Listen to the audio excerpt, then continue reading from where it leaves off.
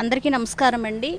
ఏదైతే విశాఖపట్నం మారిక వలసలో ఉన్నటువంటి ఆంధ్రప్రదేశ్ గురుకుల బాయ్స్ పాఠశాల ఏదైతే ఉందో అక్కడ ఉన్నటువంటి 5th క్లాస్ నుంచి 10th క్లాస్ విద్యార్థులందరికీ కూడా బలవంతంగా టీసీలు ఇచ్చి ఈ రోజున పంపించే కార్యక్రమం చేస్తూ ఉన్నారు.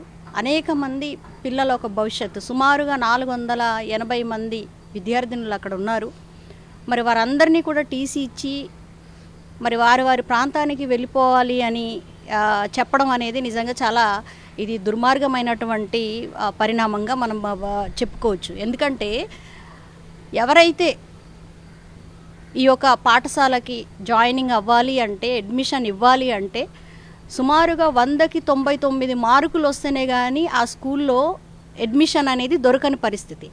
సో అందరికంటే టాప్ 10లో ఉన్నటువంటి విద్యార్థులకు మాత్రమే ఆ స్కూల్లో చదువుకునే అవకాశము ఉన్నటువంటి పరిస్థితిలో మరి ఏదైతే 2025-26 సంవత్సరానికి కూడా సంబంధించి వారికి ఎగ్జామ్స్ పెట్టి అక్కడ సెలెక్ట్ చేసి జాయిన్ అయిన తర్వాత ఇప్పుడు జూన్, జూలై, ఆగస్టు 3 నెలలు క్లాసులు యథావిధిగా జరుపుతూ ఈ నెలలో లేదు ఇక్కడ ఉన్నటువంటి స్కూల్లో ఏదైతే గిరిజన విద్యార్థులకు మెరుగైన కాంపిటేటివ్ ఎగ్జామ్స్కి ప్రిపేర్ చేయాలి అని ఐఐటి, ఎన్ఐటి లాంటి కోచింగ్ ఇవ్వడానికి మీ అందరికీ కూడా ఇక్కడ నుంచి మేము పంపివేయడం జరుగుతుంది అనడం అనేది నిజంగా చాలా బాధాకరం.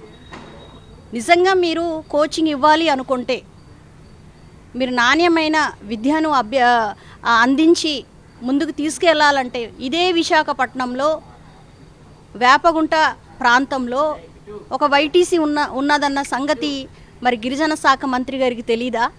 లేదంటే ఇప్పుడున్నటువంటి కూటమి ప్రభుత్వంలో ఉన్నటువంటి నాయకులకు తెలీదా అని ఈరోజు అడుగుతూ ఉన్నాం. అక్కడ పెట్టండి, ఖాళీగానే ఉంది కదా. గత సంవత్సరం నుంచి కూడా ఖాళీగానే ఆ వైటీసీ ఉంది. మరి అక్కడ ఐఐటి అలాగే నీట్ కానివ్వండి, ఇక ఇతర పోటీ పరీక్షలకు ప్రిపేర్ అయ్యే పిల్లలందరికీ కూడా అక్కడ ట్రైనింగ్ సెంటర్ ఉంది కదా, దాన్ని ఎందుకు యూజ్ చేయకుండా ఇప్పుడు 5th క్లాస్ నుంచి ఏదైతే 10th క్లాస్ వరకు చదువుతున్నటువంటి విద్యార్థులందరికీ కూడా తరలించడం అనేది నిజంగా దీన్ని మేము ఖండిస్తూ ఉన్నాం. కాబట్టి వెంటనే తక్షణమే మీరిచ్చినటువంటి టీసీలను మరలా మీరు తీసుకొని ఆ పిల్లలందరినీ కూడా మళ్ళీ అడ్మిషన్ ఇచ్చి యథావిధిగా వాళ్ళకి విద్యను కొనసాగించాలని ఈరోజు డిమాండ్ చేస్తూ ఉన్నాం. ఎందుకంటే ఇది 2004 సంవత్సరంలో ఆ రోజు ఉన్నటువంటి దివంగత నేత వైఎస్ రాజశేఖర రెడ్డి గారు గిరిజన పిల్లలకి కూడా నాణ్యమైనటువంటి విద్యని అభ్యసించేదానికి ఒక అవకాశం కల్పిస్తూ ఇక్కడ మారిక వలసలో ఏదైతే బాలుర కానీ బాలికలకు కూడా సంబంధించి ఆ రోజు మెరుగైన విద్యని అభ్యసించేదానికి మెరిట్ స్టూడెంట్స్ కూడా ఇక్కడ అభ్యసించేదానికి అవకాశం కల్పించారు. దానిని ఈరోజు మీరు ప్రైవేట్ సంస్థ వాళ్ళకి కార్పొరేట్ యాజమాన్యానికి ఒప్పజెప్పే కార్యక్రమం ఈరోజు చేస్తూ ఉన్నారని కూడా ప్రతి ఒక్కరు కూడా అనుకుంటున్నారు.